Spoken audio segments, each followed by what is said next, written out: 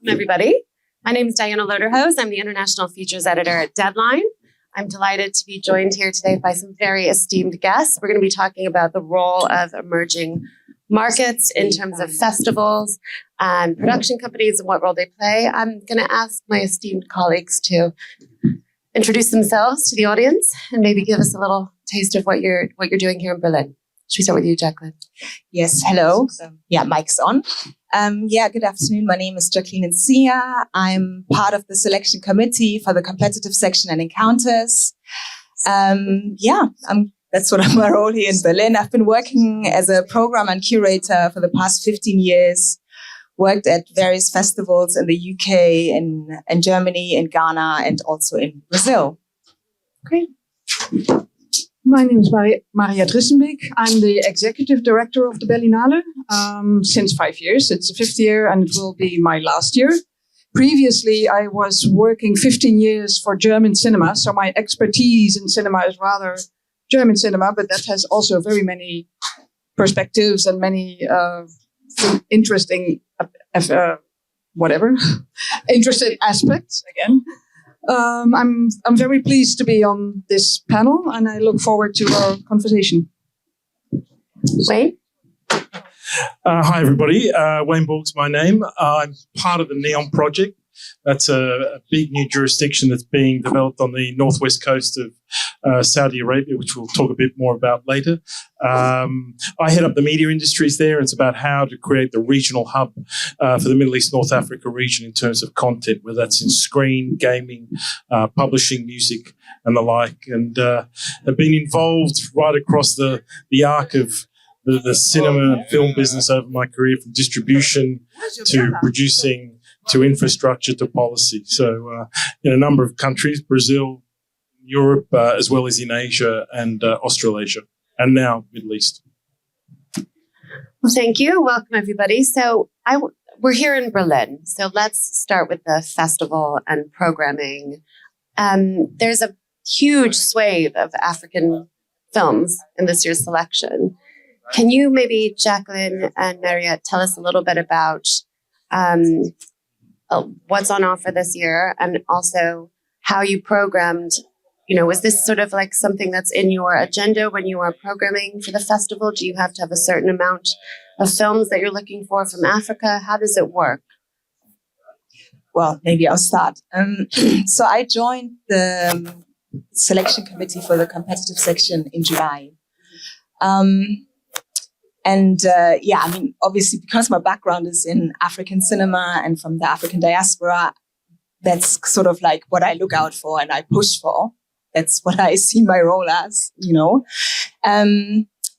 But programming is a little bit different, We also have to see what kind of films are made in that year. So I wouldn't say it's not just necessarily because I joined the team that we have now a vast number of films, but it's also because like the kind of films that were finished in that year that we were able to get, because we're also in competition with other festivals like Cannes, for instance. So, so I guess we were also lucky. I think we have a good selection of films. We have 3 African titles in the competitive section: Dahomey by Mati Diop, Black Tea by Abderrahman Sissakou. And then we have also Pepe, the director's name escaped me now, Nelson, South African co-production. So, and then we have, in Encounters, we have one film from Senegal called Demba by Mamadou Dia. The premiere will be today. I think it's not bad, but I think there's always room for more, to be honest, let's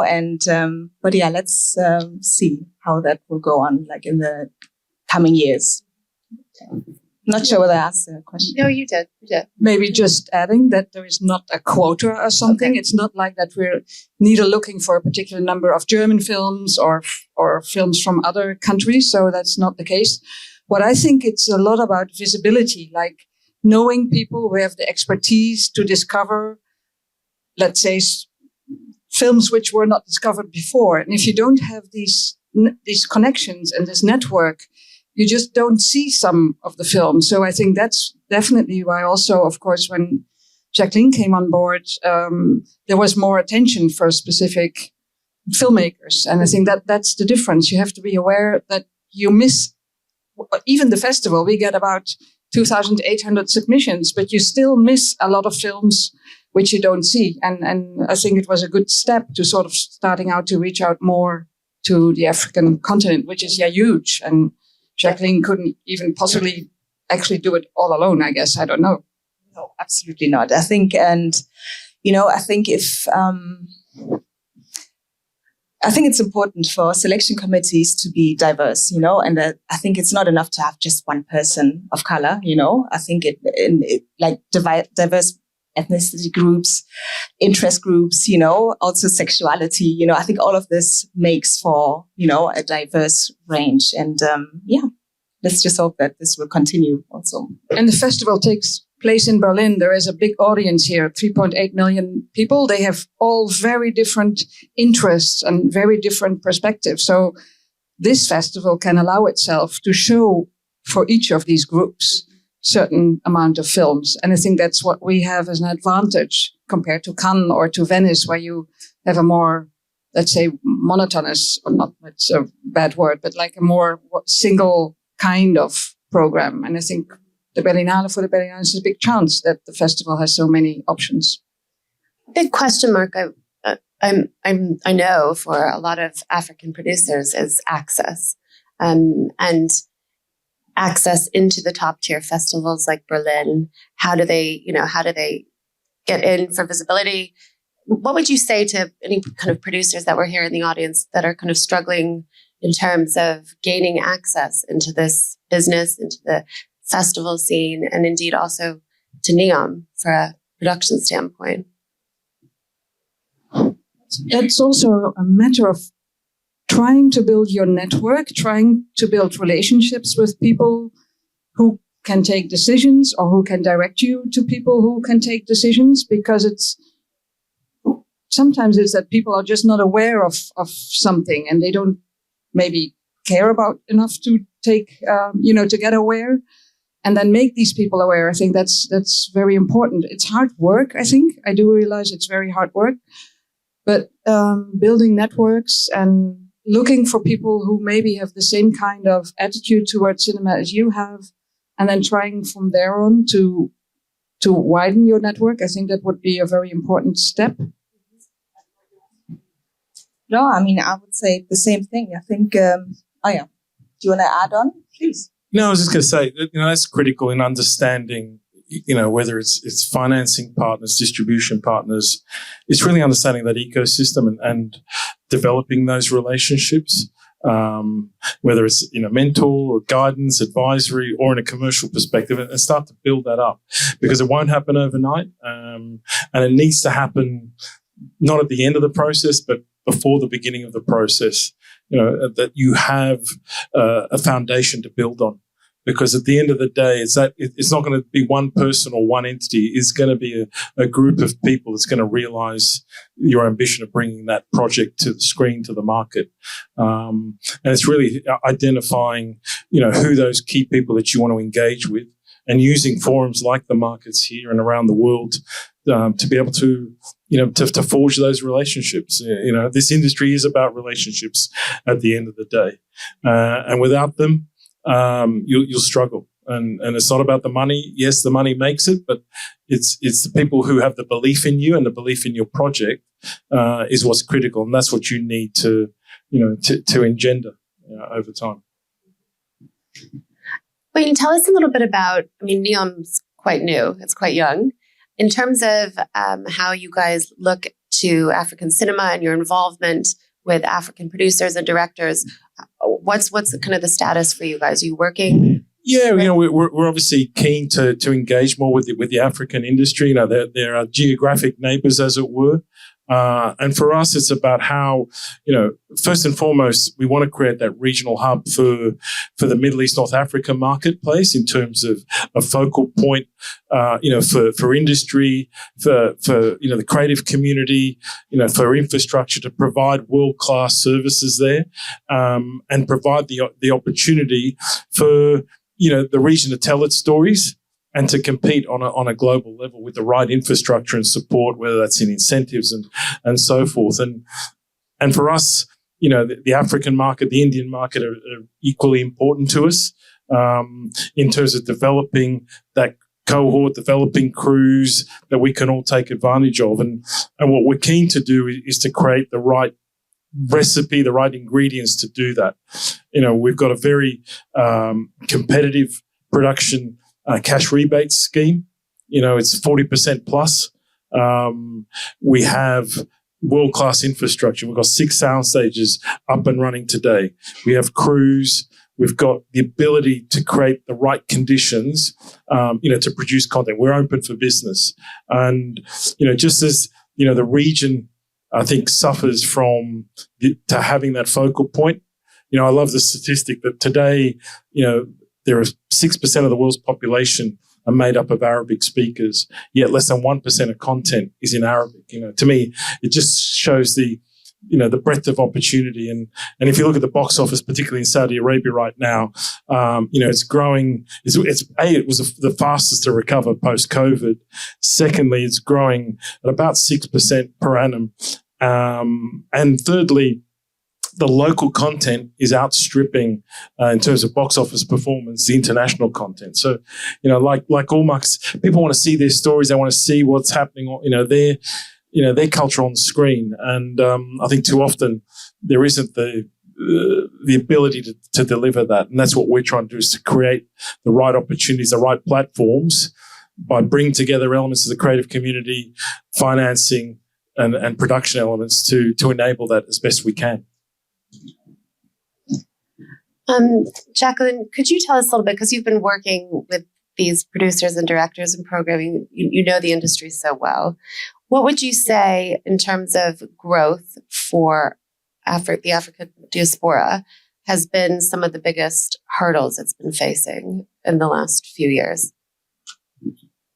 Yeah, I think it all boils down to financing, and I think that's not just a problem. It's definitely a problem within the African film industry, but I think across the board, financing is a problem, and I think especially because we don't have the infrastructure as such on the continent, we don't have funding bodies like they exist, for instance, in Europe or in the Americas, so it's more sort of so we do tend to look a lot for funding to make films in the West within, World Cinema Funds and alikes, and I think, that's part. I think the biggest challenge is to find a way to create networks of funding opportunities on the continent. But I am hopeful, I really think that there are initiatives, people are really trying, producers are trying to find ways to tap into private investors, private companies. And I think that needs to happen more, And I know that, for instance, in South Africa, that I think they're a bit more advanced when it comes to funding structures for films, But I would say that's the biggest challenge. And obviously distribution is another part. But there I also see some strands, I see we have more producers now, distributors. And also we have more cinema spaces building more cinema spaces, which is also a form of distribution. So, for instance, I know that in Cote d'Ivoire, they're now building 50 cinema spaces, which is quite incredible, And, so I think that's hopefully a way forward. So, is there a sense that, it's because I know certainly in Saudi Arabia, you were just mentioning the growth and the cinema attendance is massive, but it's local content, isn't it? Is that how the local African market is going to grow, by focusing on local content for its local markets? Or maybe you could shed a bit of light on that. Or are they looking to the West for their audience? Is that... I think both, I think you can't look at anything isolated, there are people who are producing local content, young producers using platforms, online platforms like YouTube and TikTok, trying to create fast content. But there's also a lot of filmmakers who are, making independent films obviously wanting to also have a breakthrough in the market. And I think it's difficult for me to say what is the best roadmap, because, I'm at the end of the day, I'm a programmer, I'm at the other end of the spectrum. But I think to look at something isolated is not the way forward, because, there are always different ways to, different things happening. So financing, obviously, you can't program these films if they don't get made. So how would you say, maybe if you could all shed some light on this, there has been a huge look to Africa as being like the next big growth market for streamers, international companies. However, we are seeing them now divest from it. Amazon's kind of come out of the MENA region and African region. What would you say your thoughts are on that? I mean, because it puts a big question mark over things. Look, I can only speak for the MENA region. Whilst there's been some movement by certain companies, there's a lot of movement the other way as well. Again, Middle East and North Africa is 500 million people. It's bigger than North America. Yes, you've got an incredibly diverse range of cultures, from Morocco in the west to, Saudi, Yemen in the east. But there's this, probably the big critical factor in that marketplace, or our marketplace, is 50% of the population under the age of 30. So thematically, you can really hit that audience. Sure, there'll be local content. There should always be that local content that resonates to, particular cultures and countries. But, a lot of the large, groups now are realizing the scale of this marketplace and the ability to create a critical mass in terms of audience. So, we're seeing certainly an increase in activity, through local companies that are producing for some of the large international streamers. We're hosting a lot of productions. Companies like Telfaz, who do a lot of work with Netflix, are prolific right now in terms of the amount of content they produce, which is a great sign. That there are young, filmmakers and production companies and entities out there who are being given the opportunity. They're getting the commissions, and that content is reaching the audience it's designed for, and in part trying to address this gap that I described earlier, the 6-1, and try and sort of close that, because there is a market there, and they're crying out for stories, and they're crying out to be entertained. And up until now, a lot of that, the infrastructure hasn't been in place, whether it's the physical infrastructure, the financing infrastructure, and those pieces are now coming into play, and we're starting to see the emergence now of what you're seeing is, the regional powerhouse when it comes to, content creation and the ability to get those stories onto screen, whether it's the small screen or the big screen. Well, in a way, I think streamers are always looking for the quick money, to be honest. So it's no wonder that sometimes they change their strategy on a very short term. At some point, they were investing also a lot here in Germany, but then they withdrew as well. So I don't think you can really build on streamers as a sustainable strategy for your own company. But then sometimes you might need like this quick budget. Looking for ways to, financing is a big issue, of course. It's like films are made with teams and it's not cheap. I guess trying to enhance the visibility of what you have produced or what you're going to produce, find as many partners, not like all co-producers, but like partners on your project to make it visible, to distribute it, I think that could make projects stronger and maybe more appealing for financing. But because in the end, as you say, there are very different markets and very different audiences. So I do think a large variety of films can be made and financed, but it takes quite some effort. And again, I think the streamers are only short-term solutions. And the streamers, I think, were the guys who first took subtitled content, let's call it, out of the art house cinema world into the mainstream. The Korean model, suddenly, everyone discovered Korean content and weren't afraid of subtitles on the screen. And again, there's nothing to sort of say that content from the African continent or the Middle East shouldn't find a global audience. It should be made for your local audience first and foremost. Focus on your core. And if it travels, fantastic. But that great stories will travel, and that's the thing. And if you bring together all the components to enable that, they will find an audience. And today, they'll find an audience of scale because of those platforms. Mm-hmm. It's interesting. I'm just thinking about co-productions, Mariette, you were just saying. Do you guys, in terms of the films that you've looked at and you've programmed, or your experience with this African cinema that you're seeing that's being offered today, how much of that is co-productions? Or would you, and also is it something you would advise to younger producers in Africa looking to get projects off the ground structurally? How does that work, or what are you seeing in the marketplace? I'd say, most of the films that we see are co-productions. Actually, I've left out a film. There's The Empty Grave is also another film that we have in Berlinale Special. It's also a co-production between Germany and Tanzania. So I'd say most of the films, to be honest, they are like co-produced. And I think obviously that's also a good way of, bridging that gap, being able to tell your story, but, trying to then also access maybe funding from, maybe European countries so definitely a way forward for sure.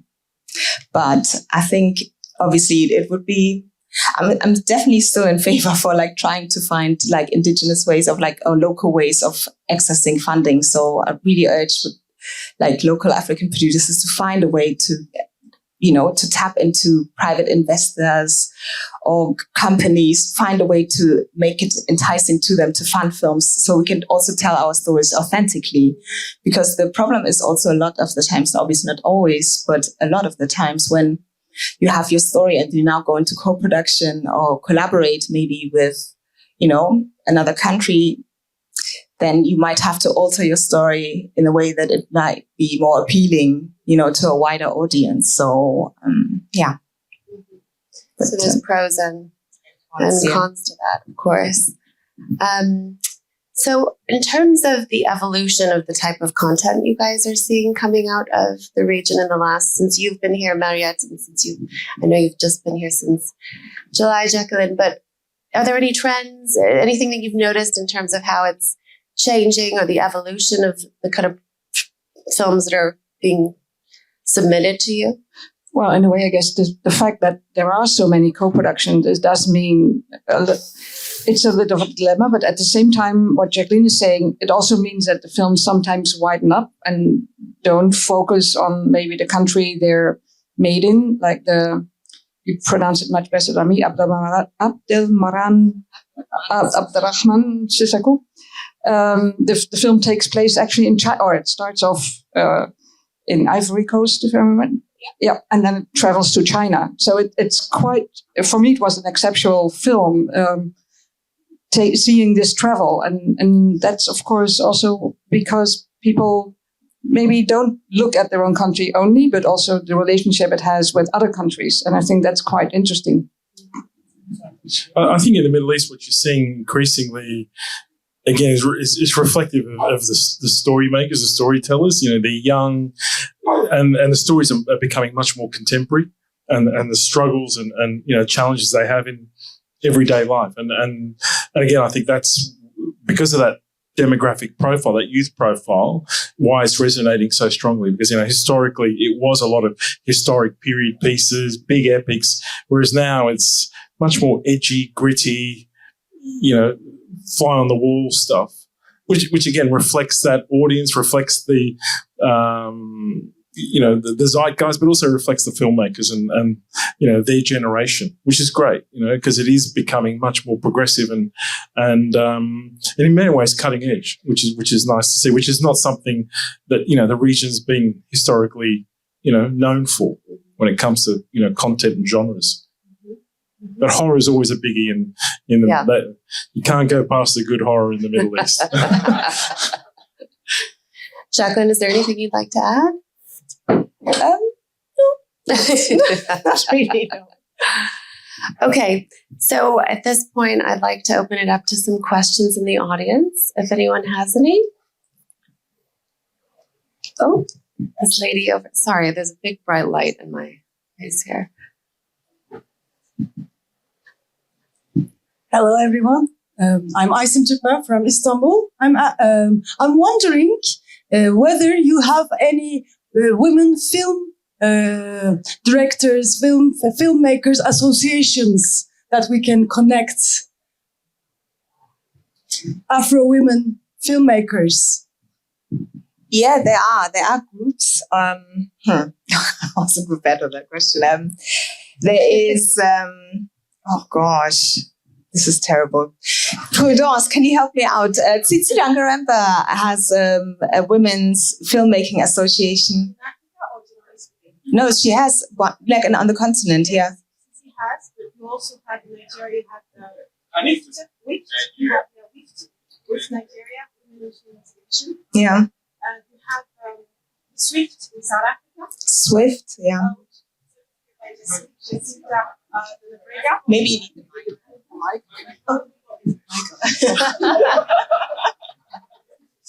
Sorry, my bad. So I was saying, on the continent, you had Tsitsi has an association, Tsitsi Dangareba from Zimbabwe. Then you have in South Africa, Swift, which is also a woman in film and television, represented here by Jacinta de Nobrega, who will be speaking later on. In Nigeria, you have also a chapter of WIFT, all right, headed by Inyalawal, all right. In North Africa, there's also additional, chapters of, association for women in film. But I think that the best, because, my knowledge is a bit, limited, would be to check on the internet, and Google is your best friend. Yeah. There's also one, there's a blog called African Women in Film or in Cinema by Betty Ellison. Yeah, it's also a good source. Any other questions? Yes. Women in animation. In case you are also interested in connecting with female animation filmmakers. Okay? African Women in Animation is run by Vanessa Sinden from Triggerfish. Right. Thank you. This man here in the front. Yeah, thank you. Mine will be short because I know this is the director of Berlinale and then a member on the committee. I'm from the African Film Institute. Yeah.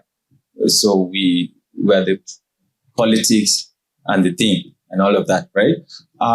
It's a suggestion and also a question. Have you considered, especially when it comes to Africa, maybe, I don't know if I'll call it partnering or curating some of the films from some of the local film festivals, maybe send reps to watch. Some of the people cannot even get on the website to apply for Berlinale. But for us, we go down to the grassroots. The best of Africa is there. There are blind people that have done films in Africa, and you know. Yeah. So have you considered that? Might be a question or an innovation. Yeah. Well, me first, and then it's definitely something which I think we want to look in. We want to look into more because Jacqueline came on board, as she mentioned, only in July, which was not enough time to really prepare everything. But I think we did speak that you might go and travel, and also other members of the committee because what I said before, you need to make these films visible. And if you don't know about them, you cannot consider them. And as you say, not everyone can submit a film or is thinking about submitting a film or has the 125 euros you have to submit a film. So having someone on the ground who's really looking for films, that's definitely important. Maybe Terry, Yes. if you can mention some of the African film festival you're thinking about. Good. So, sorry, I'm using her mic. It's louder. So what I was trying to say, we've advised some of the other big players. Sometimes we sign a non-disclosure agreement when we have these meetings. So we're not to tell people strategy and secrets, but like what we're saying, that's why there's a union and the African Film Institute. This is part of the things we could do for you. Like, okay, here's the road. These are the guys in Wolof, in Senegal. These are the guys in Al Maghreb, in Morocco, in Sudan. They have great filmmakers in some of these countries that you only see in CNN and Al Jazeera. They are filmmakers that have done very great work. We see it and we're shocked. How come this did not end up on Netflix? You understand? So the Institute, we could totally help you out with that if it's what you desire or a path you're willing to take. Yeah. Simple and short. No, absolutely. I mean, I absolutely agree with you. And I mean, as I said, or as Mariette mentioned, I only recently started the role. And when I started, the selection process was already ongoing and some of the films had already been selected. But, and I also recently moved back to Ghana. So I tried as much to reach out also to my networks, and we have, as programmers, we have a contingent of fee weavers. And I made sure that those fee weavers were exactly and only given out to African filmmakers. I made sure because I know how hard it is, to come up with the submission fees, So, and I tried, and I actually am quite happy and proud. There's one film from Ghana that is selected for Forum Expanded. Will have its world premiere tomorrow, and yes, it's really fantastic. I'm very happy. Yeah, Eric Jamphy. So yeah, I mean, and obviously, I don't know what the future will hold for me in terms of like my current position, but this is something, if given the opportunity, I want to further explore, go into film schools, create networks of film schools, not only in Ghana, but in the sub-region, and because I think that's the only way forward, Absolutely. So thank you. Any other questions? Any other questions? Good afternoon. My name is Tosin, and I'm from Nigeria, but I'm based in the UK. To buttress what the man over there said, Terry, right? Yeah, thank you. Thank God we have the director here. Africa film has come to stay, and we want to tell our own story, the real story, undiluted story. And our storytelling is still there, but we can still improve on it. And you talked about partnering with the filmmakers back home. But please, the people on the grassroots are actually the one that actually needs this. You go to Africa, for example, Nigeria. I'll take Nigeria as a case study because that's what I want to focus on.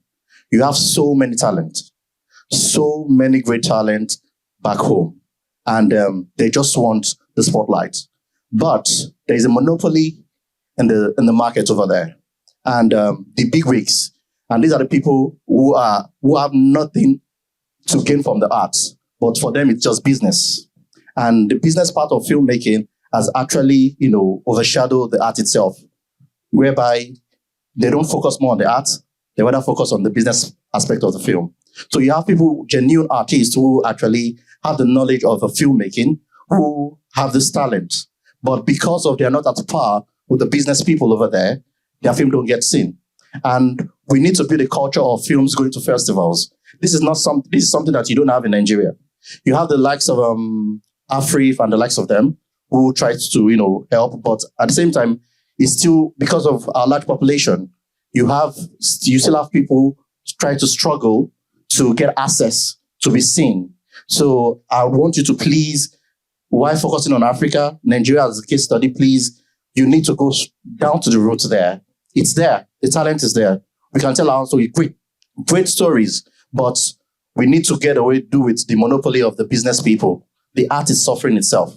So we need to focus on the art of filmmaking itself beyond the business aspect, because the business people are actually the one, doing most of these things, and the art suffers for it. Thank you. I mean, I think that's very much a problem that kind of applies to the entire independent art house sector. And not, it's a problem that I think many people at this industry, if you walk around the MGB, are having as well. So that maybe to kind of bring it back to the role the festivals play. I mean, this is why what you guys are doing at Berlinale is so significant. That's where you guys have the festivals kind of shine a light on these films that have struggled to be seen. So basically, well done. And so, and how you must be aware of that, and how often are you thinking of that when you're programming, Sorry, I didn't really. Well, basically, I didn't understand. It was a well-rounded way of me saying well done, but also in terms of the significance of festivals and what role they can play in elevating and shining a spotlight on local stories and local No, markets. absolutely, yeah. No, it's definitely, it's the job, you know, that's the job, and that's the fight as well, you know, because, yeah, there's so many films out there from so many regions, and, you know, like, and the thing is, the committee is also, like, has different voices, different interests as well. So, you know, there's the content, but there's also, like, within the committee also, like, the different interests. And we only have a limited amount of spaces, you know, for each year to select films, you know. So, but yeah, that's the fight, and have to keep going for sure. And try our hardest, yeah. But I think ultimately, what the gentleman's trying to say is you got to stay true to the cause and true to your belief in the project, and not let it be compromised. The reality is there's always a bit of compromise, because without the compromise, you're not going to get the funding fundamentally. But you don't want to compromise to the extent that it completely erodes whatever the project is, and that's, I think, the balancing act, as Diana says. You know, that's the challenge in the independent sector today. You know, financing is tough. Cost of money is hard. You know, we try and remove a lot of the pain points. And again, you know, if you come to NEOM, and I'll do the sales pitch, for us, it's about using our facilities. We have a very aggressive, competitive, you know, production incentive. It's a very simple process in terms of what qualifies. You know, okay, not maybe for locations, but certainly for the stage work. And if that helps enable and get your project over the line, you know, we're happy to look at it. You know, we're looking at being a regional hub, not just about focused on generating and focused on local content. And it's also about training and developing the opportunities. You know, we do a lot with National Film and Television School in the UK, USC, you know, to become a regional hub for education and to develop, you know, the future generations right across the value chain when it comes to filmmaking and you know, screen content. Yeah, and the first step actually is being at the festival with your film and promoting your film at the festival. But even the next step is still difficult. Finding people who want to distribute your film, or people who want to show your film on TV, who want to pay money to market the film. So it's only a step one, being at the festival, and it's super important. I hope that in the future it gets a bit easier to do the step two and find either a distributor in Germany or in France or in any other country, or a TV station or a streamer who wants to show the film, because you don't only want to reach this audience here, you want to reach more. Yeah, exactly. Any other questions? This lady here at the front. Thank you. Hello, my name is Friederike Kerter. I work in the German Ministry for Development Cooperation, basically just next doors. And maybe just, one suggestion, one question. As important as the art of filmmaking is and the training, I think, as we just heard, it's equally important to provide training in film management. So those two have to go hand in hand. You have to be able to market and to, you know, find the finance. And then, Jacqueline, you said that you're looking more for private investors, but I still think that politics, the politicians, the governments in many of the countries, you know, that they should or could become more engaged. And at the bottom of that motivation would be data collection, like to know what do these films, which kind of revenues do they bring? So that would be one question. You know, if there are any thoughts maybe towards with Berlinale Talents or Berlinale, or maybe teaming up with UNESCO to collect data on which revenues do these films bring. And when you see that they create jobs, that they increase salaries, that they actually bring in foreign direct investment, then that's a very good argument for any Minister of Finance or Economics to actually come up with tax rebates and do something for the industry. So I think there's still some potential that could be tapped on the political side. No, I agree. That would be the ideal scenario, of course, you know, but I know that UNESCO has made these, there had been a big study a couple of years ago, and we've seen it, right? And I know that, I mean, I can't talk for the entire continent. I know in Ghana, for instance, the National Film Authority headed by Juliet Asante, she's been collecting data for years, and she's been pushing the government. And she even managed to create the National Film Authority, which is a governmental body, but yet still the government is still not convinced that they should invest in film. And I think, I don't know, I mean, there are different issues with that. I mean, I think Ghana is also facing an economic crisis at the moment, so maybe it's not the best time to focus on film. But we also need like leadership that really has the vision, you know, and unfortunately in Ghana, for instance, is not there at the moment. You know, I don't know about other countries. I can't speak for the entire continent, but yes, I mean, it's a hope, definitely. And it's important, absolutely. Yeah. I think we have time for one more question. Hi, my name is Kavita. I'm here actually with a group of Indigenous filmmakers and Indigenous film professionals. So I was very intrigued by the use of the word Indigenous in the title of this project. We support Indigenous filmmakers, including in Africa and Sierra Leone, the first female Maasai filmmaker.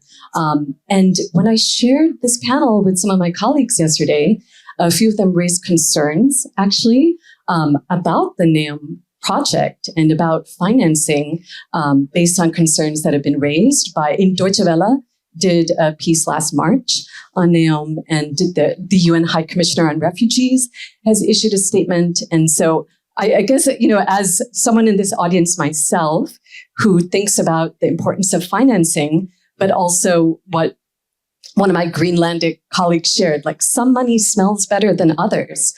And I wonder how you suggest, I guess, Mariette, the question is really for you. I heard you on BBC this week talking about Berlinale as a space for openly interrogating things, as an anti-racist space, as an open, inclusive space. How would you suggest those of us in this room weigh these kinds of concerns? That's a big question. That's a very big question. And I don't have a straight answer, to be honest, right now. It's like, of course, it's very much about having the trust and be able to believe in a project and believe in the importance of a project. But it's convincing people. I don't know. It's really a very big question to just find solutions. I don't have them on the table. Is there anything you want to Wayne, do you want to add anything in terms of No, well, for us, we support Indigenous filmmakers. That's at the core of our proposition. We supported filmmakers from across the region with an emphasis on Saudi young filmmakers and emerging talent there. And we'll continue to do that and enable them as best we can to, you know, fulfill their ambitions, whether it's on the small screen, as I said, or on the big screen, or in gaming, publishing, and we'll continue to do that. You know, at the end of the day, what we're trying to create here is, you know, a regional hub, as I say, for the content industries to allow that talent to create the industry in terms of the economic benefit that we talk about, to create a new industry, and to allow and give opportunities for young people and the youth of the region to pursue, you know, the careers that they have a passion for that maybe they wouldn't have had access to historically. And that's very much at the heart of our mandate. And at the Berlinale, of course, the World Cinema Fund supports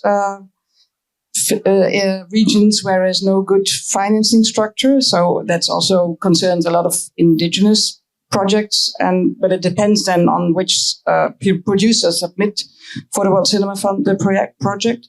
But that's definitely something to look into. And at the same time, the Berlinale Talents gives young indigenous people the option to come here and build a network. So I think it's rather small steps. It's not really big steps we're taking.